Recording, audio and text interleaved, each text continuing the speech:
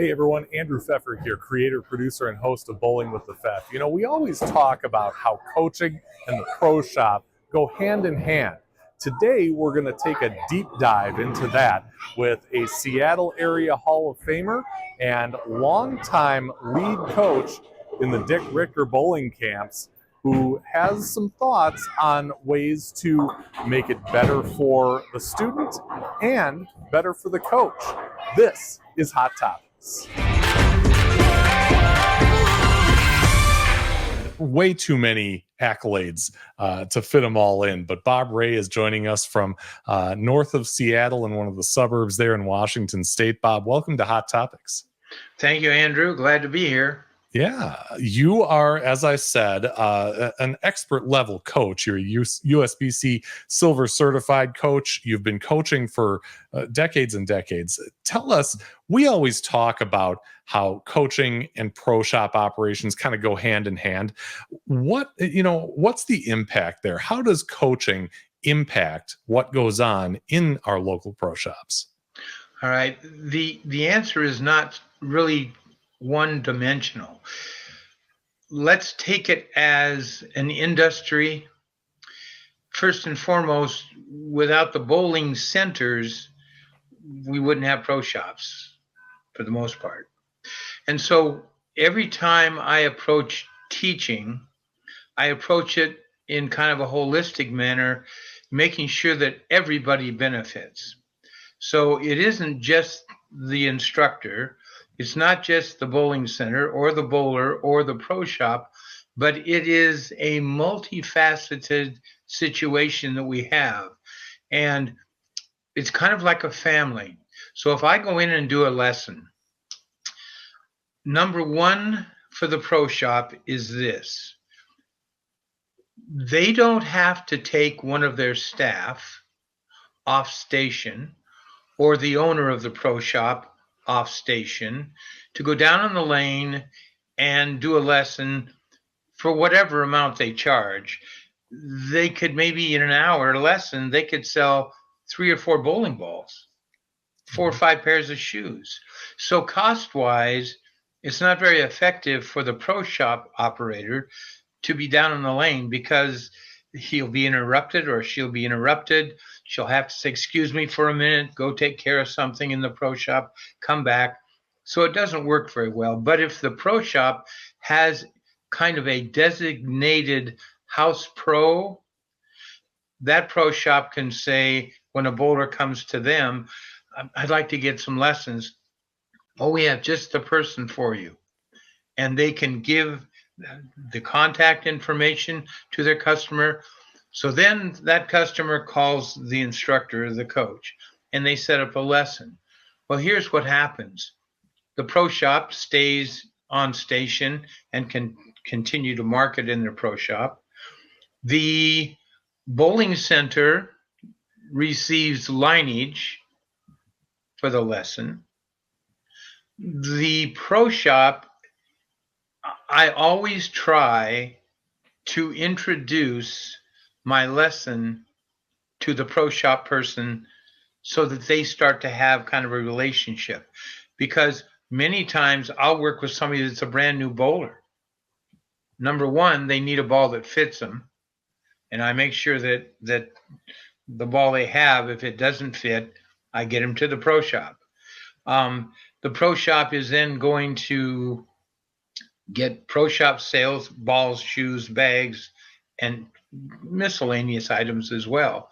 But the beauty of this is bowlers that take lessons, they improve and they continue to bowl.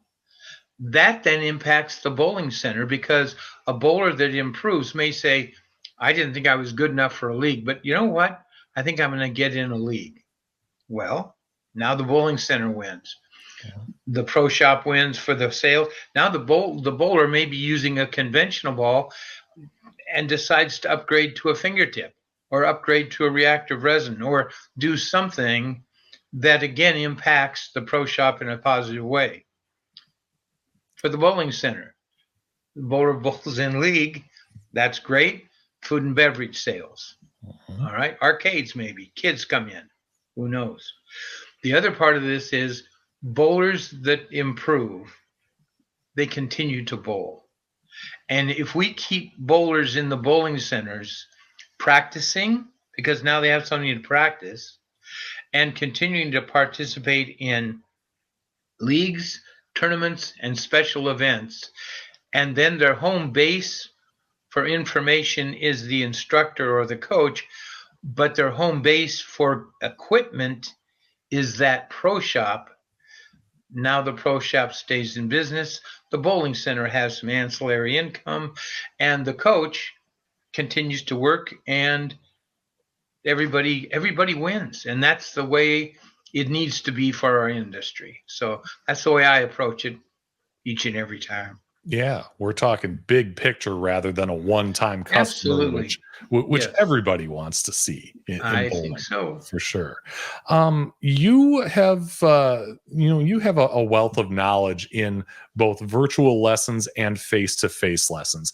Of course, since COVID, the virtual lesson has become a pretty common offering in our industry. What would you say is the difference? Maybe some pros and cons of each. Yeah, the and to be very honest, I haven't done that much virtual instruction. Mine is more. It was in camps where it was kind of one-on-one or one on 20 or 50 or 70. Yeah. So some of the virtual stuff, I'm not as up to date on the technology as I could be, but I'm pretty busy doing the one-on-one lessons and so on. But there are some real advantages for people that are technologically savvy, where they can do the virtual teaching. One of the very positives is you have a worldwide market, because if a bowler is in Japan or in Cyprus, they can send you a video and you can help them bowl better. So that's one of the really positive parts of it. I'm not sure how much people charge, coaches, instructors charge for a virtual lesson. I don't know, but I know that when you get to the technology, not only does your bowler have to have some technology to send you the correct video, the correct the ball side probably in from behind, maybe 3/4 in front. But so they have to have some technology that coincides and melds with the technology that the instructor has as well. And so that's a little bit of a juggling effort probably, to make sure that kind of links up.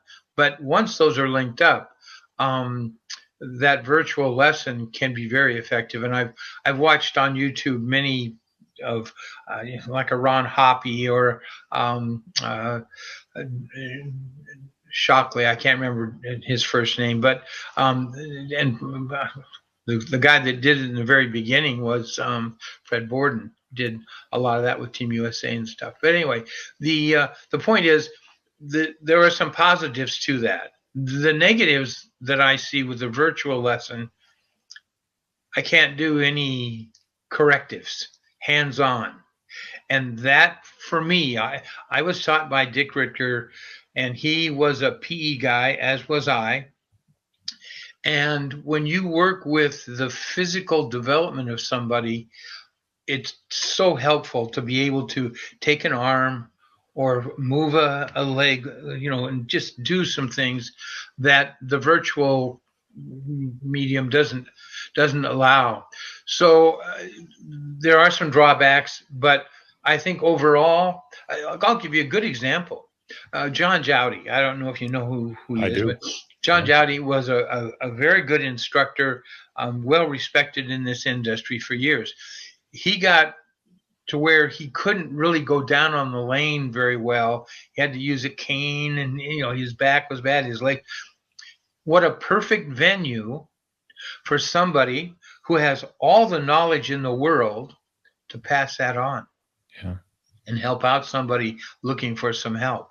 So that's one of the things I think is really good. Also, is it allows some of our seniors both in age and in knowledge in this industry, to continue to pass on the wealth of knowledge that they possess. And again, we're all in this together, and that just helps the industry in total. And so I think that's very positive. And I may wind up doing some things. I've talked with Terry at IBSE and such, and I may do some things and stuff with IBSE on that and stuff. We'll see. We'll see. Yeah, But that's it's exciting. It's exciting to hear that. It is. Yes. Yeah, that's great stuff. Group teaching versus individual instruction. I mean, as bowlers, we're offered both, in many different venues, many different time frames. Tell me about the difference between those two, and maybe what the bowler is going to take away from one versus the other. Okay. My background is primarily with bowling camps. The largest bowling camp that I was involved in, we had 73 students across 24 lanes or so. And we had a large staff because we would put an instructor on each pair of lanes. So we had a lot of instructors there also. But here are the keys for the industry, in my opinion: group versus one-on-one. You should mix them. The coach or the instructor should be able to mix both of those. If you work with a group, you are reaching many more people. So if I work with a group of 10 people and then send them out, all those benefits we talked about in that first segment about how teaching instruction helps the pro shop, the bowling center, and so on, you now have 10 people going out and practicing and doing all those things. So that's why group teaching is really more efficient for an industry that has since COVID.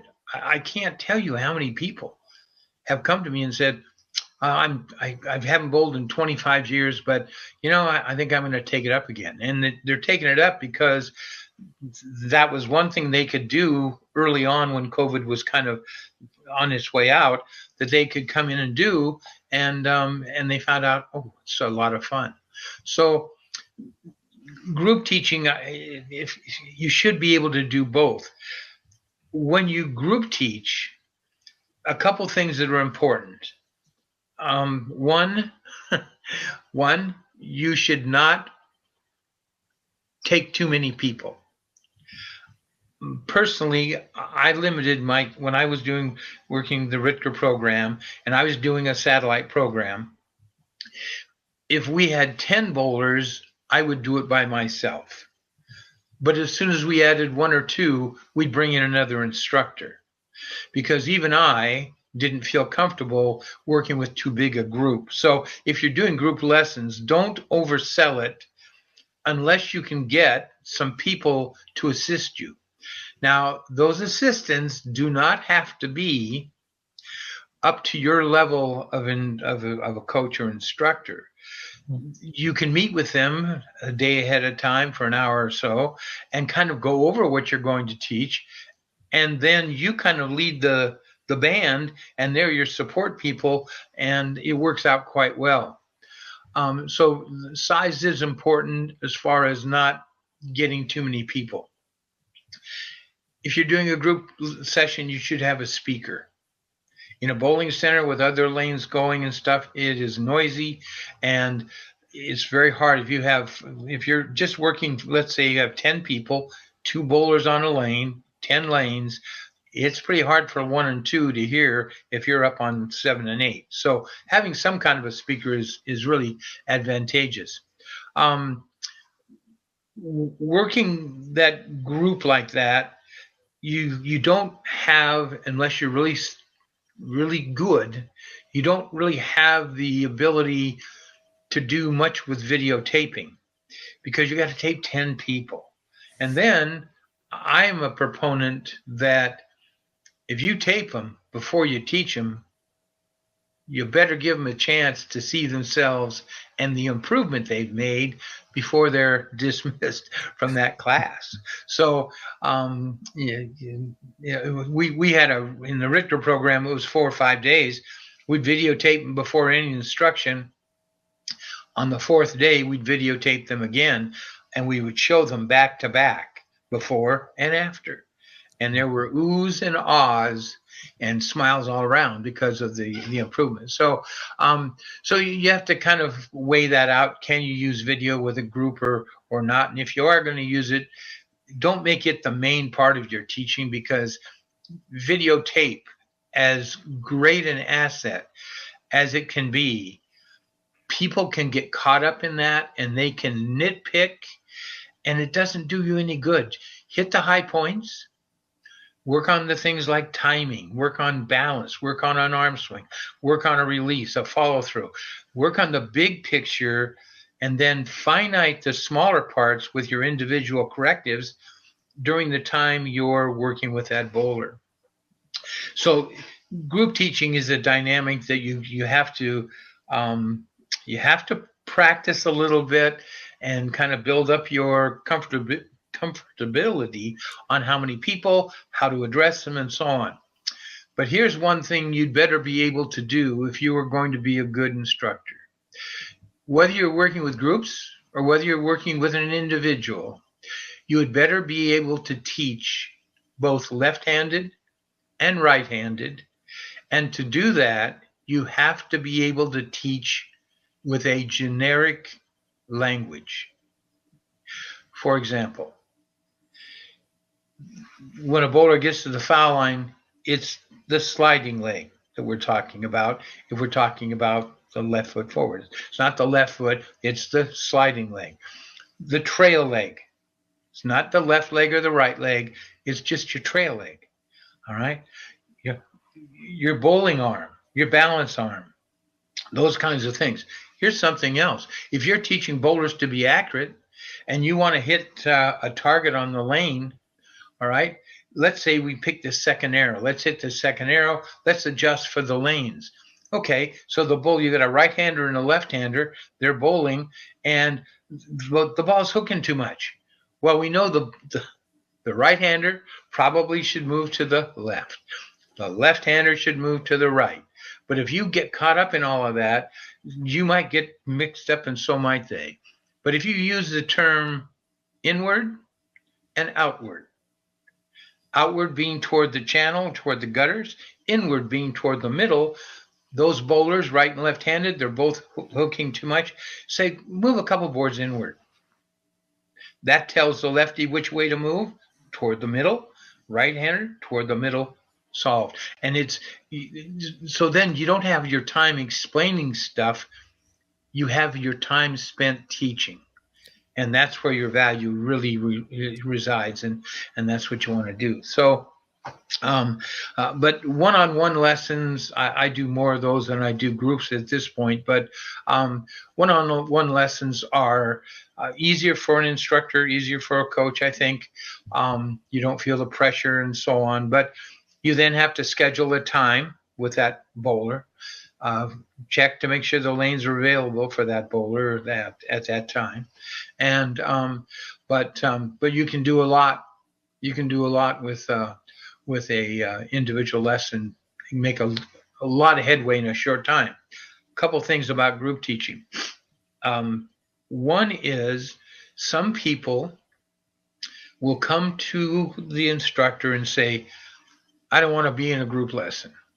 I don't want to be with a bunch of other people. I want one-on-one instruction. So one of the tricks that Dick Richter taught his staff was you teach to the group, and it was basically we would do a drill. We would demonstrate the drill, and then everybody was doing the drill. All right? Now, bowler A, maybe it was balance. So we're doing a balance line drill. Bowler A, their balance was already pretty good.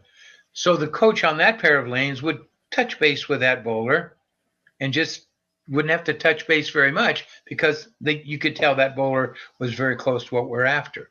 But then bowler B on that same pair of lanes did not have good balance. So you had to spend a little bit more time there working with that person. So what we would do is teach to the group, and then we would move through individualizing our instruction and our instruction so that we took care of each individual's specific needs. And then once we did that, everybody was up to where they should be. We would then do another drill, teach to the group, and then individualize your teaching in the areas where each specific bowler needed the help. And that was a tremendously successful way to teach. Yeah. I still do that when I teach one-on-one because you need to let a bowler breathe. Yeah. You got to give them some space. So you can teach and you can work, but you got to step back, let them fail, maybe, all right? And they'll have some good, have some bad, and then you move back in and you kind of smooth down the rough edges, and you have a very happy bowler. Many times in our camp programs, when the programs were over, bowlers would come to us and say, wow, that was like I had my own personal coach for 5 days because of the way we taught those programs. Teach to the group and then individualize. So everybody felt they were getting their fair share of one-on-one attention. But there are some people that just would rather go one-on-one. So I don't have a problem with that either. I totally understand it. And much can be gained from a one-on-one lesson. It's just, again, look at the big picture. If I work with one person for an hour and send them off, and then one more person comes in, 3 hours, 4 hours, I've worked with 3 or 4 people, your individual lessons don't get to the masses. So I recommend instructors, coaches, learn to do both. Yeah. Because our industry needs you to learn to do both. So, yeah. And really, in the end, instruction is so important. I can't overstate that. Being a longtime bowler and, hearing the insight from you, that really kind of even gets my fire burning about, about learning and being a lifelong learner in this sport, because there are so many advantages to it. Bob, thanks so much for the time. Really Thank you, Andrew. Thank you very much for the opportunity. You bet. And for those of you looking for more information on IPSIA, the website is the place. IPSIA.com has everything you need as far as information and the ways to become a member of IPSIA if you're not already. And if you like this content and are looking for more of it, please consider liking this video and subscribing to the channel. It's the easiest, cheapest, it's free, and best way to help us make great bowling content.